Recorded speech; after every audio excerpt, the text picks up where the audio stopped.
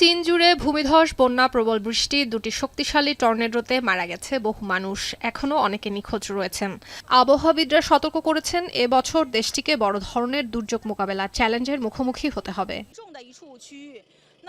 মঙ্গলবার চীনের রাষ্ট্রীয় গণমাধ্যম জানিয়েছে, মধ্য এবং দক্ষিণ চীনে অন্তত 10 জন নিহত হয়েছেন। মধ্য চীনের হুবে জরুরি ব্যবস্থাপনা কর্তৃপক্ষের বরাত দিয়ে বার্তা সংস্থা সিনহুয়া জানিয়েছে, সোমবার সন্ধ্যায় হুয়াংশি, হুয়াঙ্গাং, ইঝো, শিয়ানজিং শহরগুলোর উপর দিয়ে 4 ঘন্টারও বেশি সময় ধরে প্রবল ঝোড়ো হাওয়া বয়ে গেছে।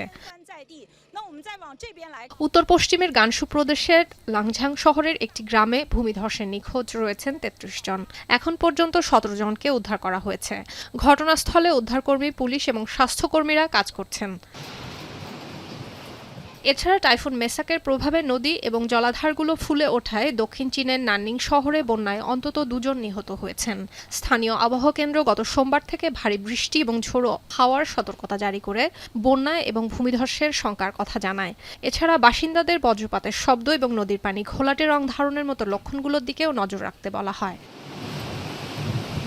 এছাড়া দেশটির পূর্বাঞ্চলীয় শহর হুয়াংগাংয়ে 149 কিলোমিটার গতিবেগের এই ঝোড়ো বাতাসে অসংখ্য ঘরবাড়ি এবং যানবাহনের ব্যাপক ক্ষয়ক্ষতি হয়। সেখানে 173 জন আহত হয়েছেন এবং 269 জনকে সরিয়ে নেওয়া হয়েছে। আরেকদিকে পশ্চিম প্রশান্ত মহাসাগর পেরিয়ে ফিলিপিন্সের দিকে অগ্রসর হওয়া টাইফুন বাভি শক্তিশালী সুপার টাইফুনে পরিণত হয়েছে। মার্কিন জাতীয় আবহাওয়া পরিষেবার তথ্যমতে সোমবার গুয়াম, টিনিয়ান, সাইপান রোটার উপর দিয়ে বয়ে যাওয়া এই টাইফুনের বাতাসের গতিবেগ ছিল ঘন্টায় 290 কিলোমিটার পর্যন্ত।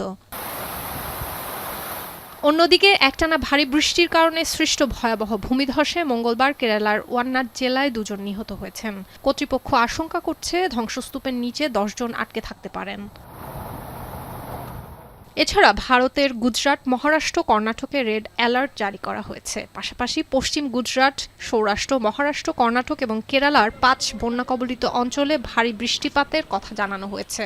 পশ্চিমাঞ্চলীয় মহারাষ্ট্র রাজ্যের জনপ্রিয় শৈল শহর লোনাভালা বৃষ্টির পানিতে তলিয়ে গেলে উদ্ধারকারী দল স্থানীয় এবং বিদেশি পর্যটকদের সেখান থেকে নিরাপদ স্থানে সরিয়ে নেয়। সুলতানা দিনা, এখন বিশ্ব।